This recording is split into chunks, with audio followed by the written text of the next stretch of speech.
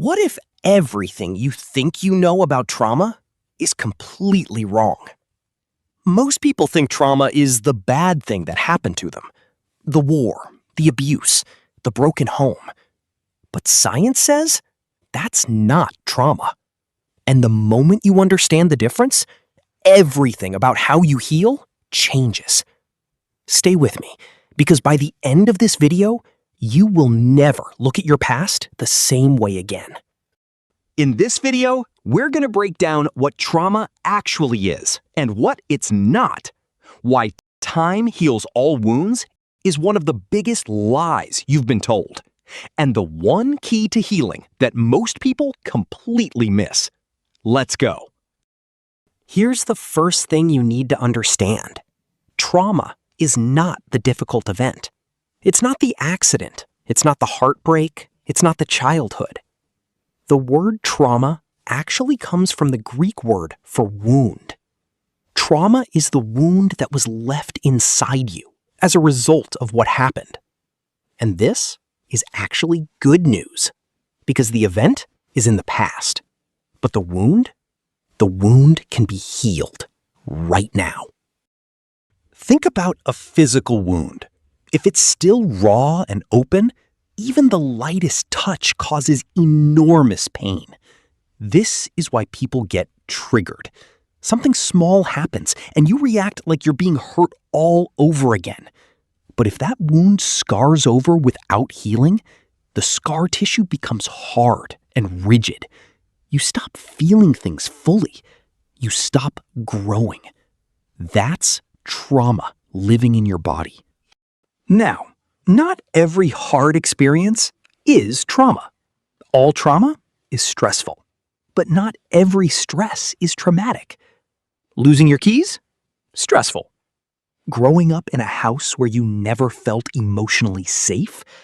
That can be traumatic. The difference is whether it left a wound inside your nervous system, your body, your sense of self. Here's a lie we've all been told. Time heals all wounds.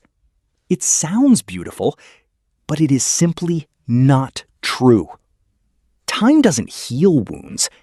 Time buries them.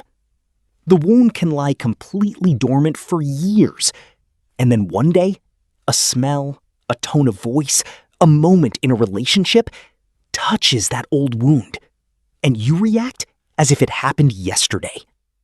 That's not healing. That's a wound waiting. Have you ever blown up at someone you love over something small? Have you ever felt a disproportionate reaction, anger, panic, shame, and couldn't explain why? That's the old wound speaking.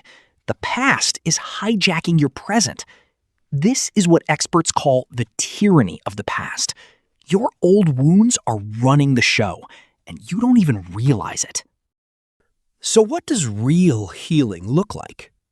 In many languages across the world, health and healing both come from the same root word. That word is wholeness. Trauma disconnects you from your emotions, from your body, from your true self. Healing is the journey of coming back together. You don't need to be cured to be healed. Some people get cured from an illness and are still broken inside. Some people live with illness and become completely whole. Healing is about integrity, being fully yourself again. Now here's the part that surprises most people. You cannot grow without vulnerability. Everything in nature proves this. A crab has to shed its hard shell, completely expose itself to grow. A tree doesn't grow through the hard, thick parts. It grows through the soft, green, vulnerable parts. When we've been hurt, we build walls. We become right all the time. We shut down. And in doing that, we stop growing. Your defenses protect you from pain, but they also protect you from life. Here's what most people get wrong about healing. They think they need to dig through every painful memory, overthink every childhood moment. But healing is not about living in the past. It's about noticing how the past shows up right now. What emotions are rising in you today? What reactions feel too big? What patterns keep repeating in your relationships? That is where the healing happens. In the present moment, not in the past. One of the biggest traps in healing is this. We start to become our wound. I am a victim. I am a survivor. This happened to me, and that's who I am. But here's the truth. You are not your story. You are not your suffering. You survived. But you are so much greater than what you survived. The moment you identify with your wound, you hand it your future. A quick but important truth, especially for parents. You cannot love a child too much. Research shows that the most emotionally grounded adults were the ones who received the most love as infants. What does harm children is when parents project their own anxiety onto them, wrapping a child in so much protection that they never learn to feel. That's not love. That's the parent's unhealed wound running the show. True love means being present for a child's pain, not erasing it. We need to talk about addiction because it's deeply misunderstood. Addiction is not a character flaw. It's not weakness. It's not a choice. Addiction is an escape route from pain. The question is never why the addiction. The real question is, why the pain? Every person who becomes addicted to something was once a person who couldn't find another way to cope. The compassionate response is not judgment. It's curiosity. Here's something that's getting worse in our world right now. Loneliness. And here's the key distinction. Being alone and being lonely are completely different. You can be completely alone and feel at peace.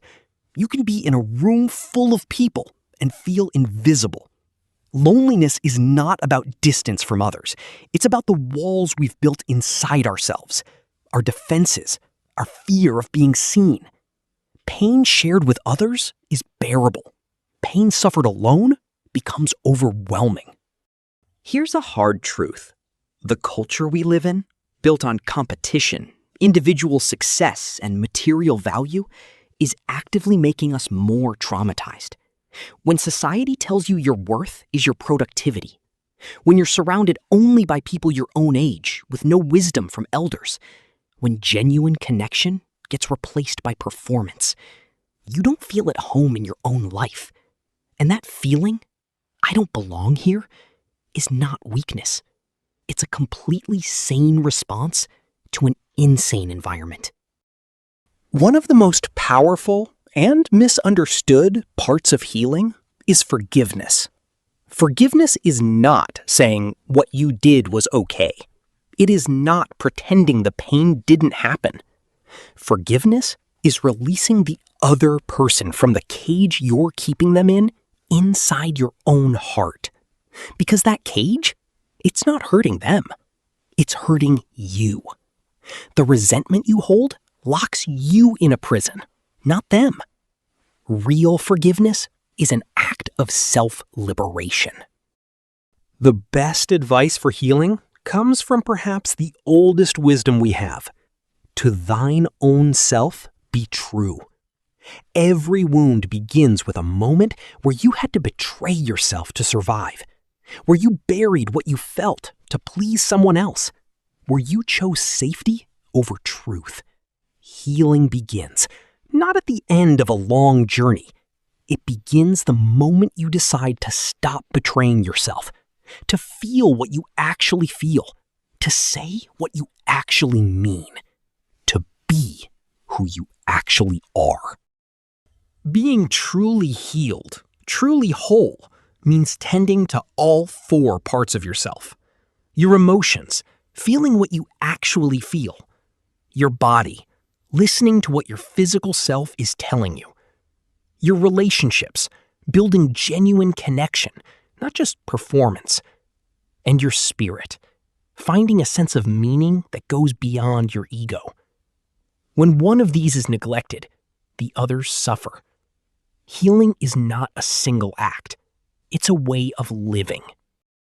So let's land this. Trauma is not what happened to you. It's the wound that was left inside. And because it's a wound, it can be healed. Not by time, not by pretending, not by pushing through, but by turning toward it, by getting vulnerable enough to feel it again, by choosing the present moment, not the story of your past. Your healing is possible. It's inside you right now. The question is not when you'll begin. The question is, are you ready to start today? If this video opens something in you, even a small thing, I want you to sit with that. Don't rush past it. That feeling, that's the beginning. If this helped you, share it with someone who needs to hear it. And comment below, what was the one thing that hit different for you? I read every single one. See you in the next video.